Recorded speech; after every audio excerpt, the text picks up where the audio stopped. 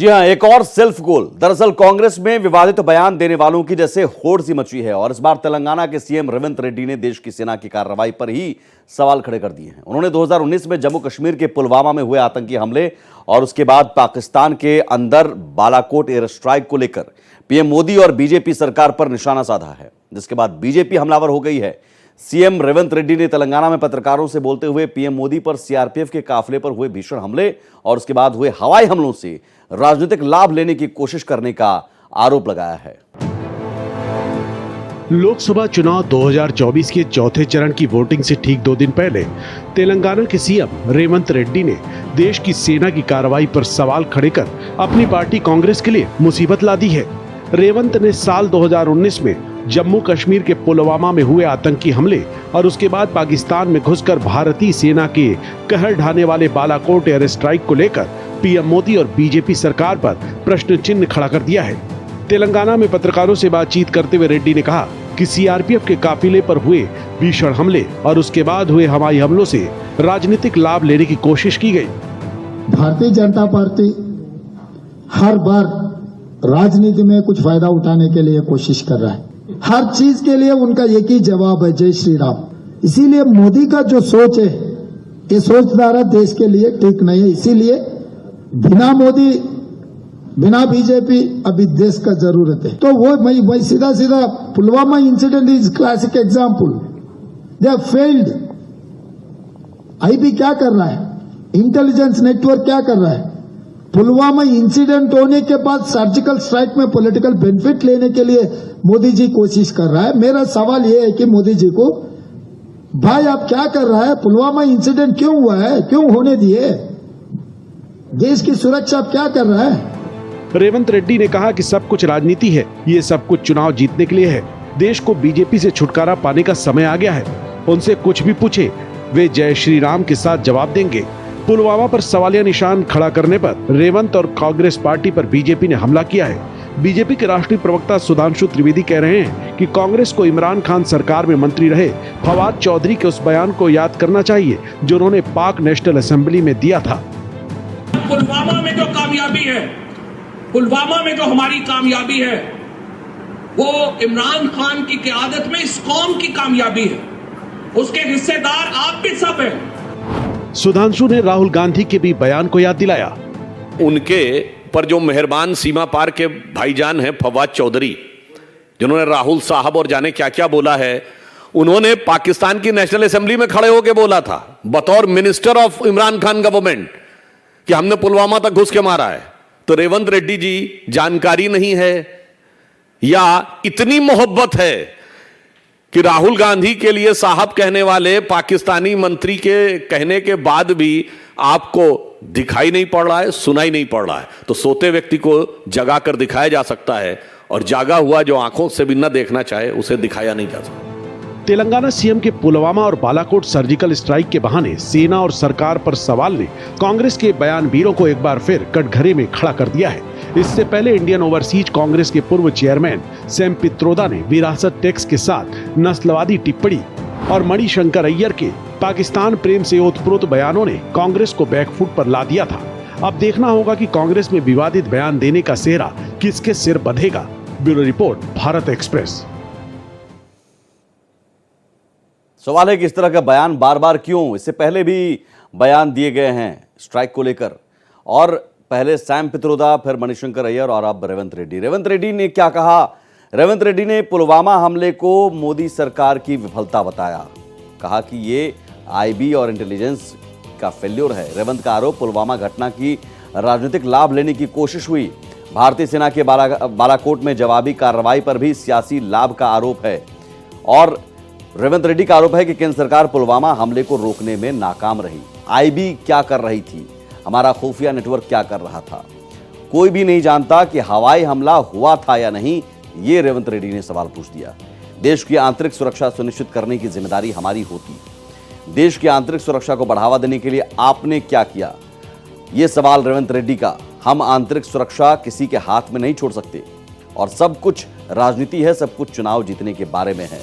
हवाई हमले से राजनीतिक और चुनावी लाभ लेने का प्रयास किया गया। रेवंत रेड्डी ने कहा कि मैं उनसे पूछना चाहता हूं आप क्या कर रहे थे और आपने ऐसा क्यों होने दिया। अब सवाल है कि पुलवामा में क्या हुआ था। दरअसल आत्मघाती हमलावर ने 14 फरवरी 2019 को घटना को अंजाम दिया था। आत्मघाती हमलावर ने आईईडी से लदे वाहन को सीआरपीएफ की बस से टकराया और इस हमले में सीआरपीएफ के 40 जवान शहीद हो गए थे। हमले के कुछ दिनों बाद ही 26 फरवरी को भारतीय वायुसेना ने जवाबी कार्रवाई की, एयर स्ट्राइक की और पाकिस्तान के बालाकोट में जैश ए मोहम्मद के आतंकी ठिकाने पर हवाई हमले किए और इस हवाई हमले में बड़ी संख्या में आतंकवादी मारे गए थे। पाकिस्तान में आतंकवादी ठिकानों को भी नेस्तनाबूद किया गया। अब जवाब बीजेपी ने दिया है रेवंत रेड्डी के इस आरोप पर। सुधांशु त्रिवेदी ने पलटवार किया है। बीजेपी राष्ट्रीय प्रवक्ता सुधांशु त्रिवेदी ने रेवंत रेड्डी को याद दिलाया, रेवंत को याद रखना चाहिए कि उनके सबसे बड़े नेता राहुल गांधी ने क्या कहा। इमरान खान सरकार में मंत्री रहे फवाद चौधरी ने पाक नेशनल असेंबली में क्या कहा कि हमने पुलवामा तक घुस के मारा। ये फवाद चौधरी का बयान दिलाते हुए बीजेपी ने पलटवार किया। जितेंद्र सिंह ने कहा कि यह शर्मनाक बयान है। केंद्रीय मंत्री जितेंद्र ने बोला कि रेवंत का बयान शर्मनाक है, भारतीय सेना का अपमान करना बेहद शर्मनाक कृत्य है और ये कांग्रेस पार्टी की संस्कृति में शामिल है। पुलवामा हमले के दौरान भी उन्होंने सवाल उठाए कि कांग्रेस ऐसी पार्टी है जो इस हद तक जा सकती है। वोटों के लिए भारतीय सेना के साहस पर सवाल उठाते हुए देश की जनता इस बात को समझती है और 2024 में उन्हें करारा जवाब मिलने जा रहा है। ये केंद्रीय मंत्री जितेंद्र सिंह का बयान और केंद्रीय मंत्री जितेंद्र सिंह का बयान अब आपको सुनवाते हैं। ये तो पहले भी करते रहे और मुझे लगता है कि देश की सेना का अपमान करना ये इतनी घिनौनी बात है और ये कांग्रेस के ही कल्चर में है। ये उस समय भी हुआ था जब पुलवामा का हुआ था, उस समय भी इन्होंने प्रश्न चिन्ह उठाए थे। लेकिन ये एक ऐसी पार्टी, ये संगठन, मोदी जी हमेशा कहते भी हैं कि नेशन फर्स्ट, राष्ट्र से ऊपर उठ करके कुछ नहीं। लेकिन ये अपनी वोट की राजनीति और पार्टीबाजी की राजनीति करने हेतु इस हद तक जा सकते हैं कि ये हमारी सेनाओं के मनोबल पर, उनके शौर्य पर भी प्रश्न उठाते हैं और जिन बातों पर एक साथ मिलकर के देश की एक राय होनी चाहिए वहां पर भी विवाद करने की कोशिश करते हैं। रेवंत रेड्डी के बयान को लेकर पलटवार चिराग पासवान ने भी किया है। एलजेपी के राष्ट्रीय अध्यक्ष चिराग पासवान ने पलटवार करते हुए कहा कि सेना पर सवाल उठाने वालों को 10% सेना का मनोबल बढ़ाने में देना चाहिए। कुछ चीजें जाति, क्षेत्र या पार्टी से ऊपर उठकर करने की जरूरत है। चिराग पासवान ने पूछा है कि क्या उनके पास अपने क्षेत्र, राज्य या ऐसे मुद्दे नहीं हैं जिन पर वे वास्तव में हमारी सरकार को घेर सके। और जब ऐसे मुद्दे उठाते हैं या फिर उठाने की कोशिश करते हैं विपक्ष के नेता, तो पता चलता है कि विपक्ष के पास हमारी सरकार को घेरने का कोई मुद्दा नहीं।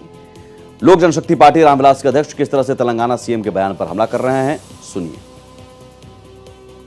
ये लोग जितने प्रश्न सेना के ऊपर खड़ा करते हैं, अगर इतने इसका 10% भी सेना का मनोबल बढ़ाने की दिशा में लोग काम करें। कुछ चीजें ऐसी हैं जो कि जात पात, जो कि क्षेत्रवाद, दलगत राजनीति से उठकर होनी जरूरी है। ऐसे में जब ऐसे सवाल किए जाते हैं, जब ये लोग ऐसे मुद्दों को उठाते हैं या बनाने का प्रयास करते हैं, ये दर्शाता है कि विपक्ष कितना मुद्दाहीन है। इनके पास कोई मुद्दा नहीं है हम लोग की सरकार को घेरने। और वही बीजेपी नेता प्रकाश रेड्डी ने भी पलटवार किया है। बीजेपी नेता प्रकाश रेड्डी ने रेवंत के बयान पर पलटवार करते हुए रेवंत को घेरा है। रेवंत के बयान को गैर जिम्मेदाराना और राष्ट्रीय हित के खिलाफ बताया। आईबी, रॉ या किसी भी खुफिया एजेंसी का मनोबल गिराने वाला बयान बताया है। सर्जिकल स्ट्राइक या पुलवामा घटना के लिए आईबी या रॉ जिम्मेदार नहीं है। देश की सभी एजेंसियां सक्रिय रूप से काम कर रही हैं और कांग्रेस पार्टी सिर्फ वोटों के लिए कई बार अपना रंग बदल रही है। ये प्रकाश रेड्डी का पलटवार। और वहीं देश की अखंडता को नुकसान, हरिवंश ने भी ये बयान दिया है। राज्यसभा के उपसभापति हरिवंश ने कहा कि देश की अखंडता को खतरा, जो लोग ऐसी बातें करते हैं वो देश की अखंडता को नुकसान पहुंचा रहे हैं और ऐसी बातें करने वाले देश की अखंडता को बार बार नुकसान पहुंचाते हैं। जिम्मेदार पदों पर बैठे लोग अगर ऐसे सवाल उठाएंगे तो जनता को सोचना होगा। 1990 के बाद केंद्र में सत्ता में रही गठबंधन सरकारों ने कुछ नहीं किया। आतंकवाद पर खुफिया रिपोर्टों को देखने का समय भी नहीं था। कांग्रेस का सत्ता और पद पाने पर ध्यान हमेशा से केंद्रित रहा। राज्यसभा के उपसभापति हरिवंश ने कहा देश की अखंडता को खतरा है और जो लोग ऐसी बातें करते हैं वे देश की अखंडता को नुकसान पहुंचा रहे हैं। सुनिए। जो लोग भी पुलवामा पर इस तरह की बात करते हैं, उनको अगर सचमुच इस देश में जागरूकता है, तो ऐसे लोग चाहे किसी भी पक्ष के हों, उनको राजनीति से हाशिए में जाने के लिए जनता को बाध्य कर देना चाहिए, क्योंकि वो देश की अखंडता से समझौता कर रहे हैं।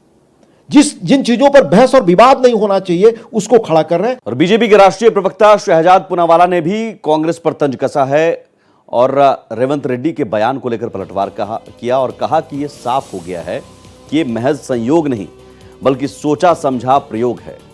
कांग्रेस पाकिस्तान और आतंकवाद के पक्ष में और उन्हें क्लीन चिट दे रही है। कांग्रेस सर्जिकल स्ट्राइक पर सवाल खड़े कर रही है। कांग्रेस की नीयत आतंकवाद के लिए सेना को कटघरे में खड़ा करना है। शहजाद पूनावाला को सुनिए। ये वही कांग्रेस है जिसने बार बार सेना के सर्जिकल स्ट्राइक को खून की दलाली, पुलवामा पे कहना कि उसके बाद जो बालाकोट एयर स्ट्राइक हुआ उसमें चील कौवे मरे, सड़क का गुंडा सेना को कहना, बार बार सेना के मनोबल को तोड़ने वाले बयान देना। तो ये दिखाता है कि कांग्रेस पार्टी मोदी विरोध में उतरते उतरते आज सेना के विरोध में, सेना पर सवाल, सेना के शौर्य पर सवाल खड़ी करती है और भारत को कटघरे में खड़ा करती है आतंकवाद के लिए और पाकिस्तान को पुलवामा पर क्लीन चिट देकर उन्हें अंतर्राष्ट्रीय मंच पर कितना बड़ा एक बहाना दे रही है कि वो आतंकवाद के आरोपों से बच सके। छत्तीसगढ़ के डिप्टी सीएम अरुण साव का भी रिएक्शन आया है। अरुण साव ने सीधे सीधे इसे बौखलाहट बताया है रेवंत रेड्डी के बयान पर। कांग्रेस पार्टी के लोग बौखला गए हैं इसलिए ऐसी बातें कर रहे हैं। देश की सुरक्षा एजेंसियों और संवैधानिक संस्थाओं पर सवाल उठाने की इनकी आदत है और यही वजह है कि आज कांग्रेस को किनारे कर दिया गया। ये अरुण साव छत्तीसगढ़ के डिप्टी सीएम ने ये पलटवार किया है। अब आप जाहिर है कांग्रेस की तरफ से भी बयान आया है, हमारे सीएम ही सवाल नहीं कर रहे हैं। कांग्रेस के राशिद अलवी ने कहा कि हमारे सीएम ही सवाल नहीं उठा रहे। पूर्व राज्यपाल सत्यपाल मलिक ने भी सवाल उठाए थे। सत्यपाल मलिक ने सर्जिकल स्ट्राइक पर सवाल उठाए थे। जम्मू और कश्मीर के पूर्व राज्यपाल सत्यपाल मलिक ने सवाल किया और सत्यपाल मलिक के बयान के आधार पर राशिद अलवी ने ये बचाव किया है रेवंत रेड्डी के बयान का। वहीं सत्यपाल मलिक ने भी सरकार को घेरा। जम्मू कश्मीर के पूर्व राज्यपाल सत्यपाल मलिक ने सवाल उठाया। सत्यपाल ने पुलवामा में हमले को लेकर आरोप लगाया। पुलवामा हमला सिस्टम की अक्षमता और लापरवाही का नतीजा है। सीआरपीएफ ने सरकार से अपने जवानों को ले जाने के लिए विमान की मांग की, लेकिन विमान उपलब्ध नहीं कराए गए। और इस बीच पीएम मोदी ने इशारों इशारों में मणिशंकर अय्यर पर निशाना साधा है, क्योंकि मणिशंकर अय्यर का भी बयान इन दोनों चर्चा का विषय बना हुआ है, जिसमें उन्होंने कहा था कि पाकिस्तान के पास एटम बम है, पाकिस्तान की इज्जत करनी चाहिए।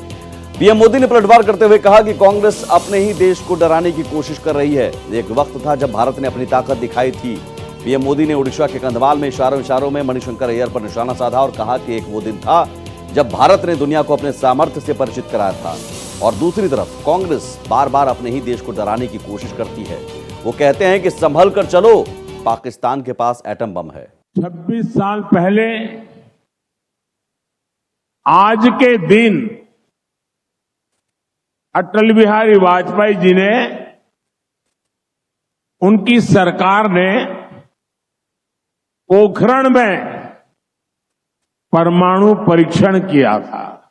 दुनिया भर में जितने भारतीय समुदाय रहता था वो गर्व की अनुभूति करता था और आजादी के बाद पहली बार विदेश की धरती पर लोग उनकी तरफ सम्मान की नजर से देखते थे। वो परमाणु परीक्षण की इतनी बड़ी ताकत थी। साथियों, एक वो दिन था जब भारत ने दुनिया को अपने सामर्थ्य का परिचय करवाया था, और दूसरी तरफ एक कांग्रेस की सोच, कांग्रेस बार बार अपने ही देश को डराने की कोशिश करती।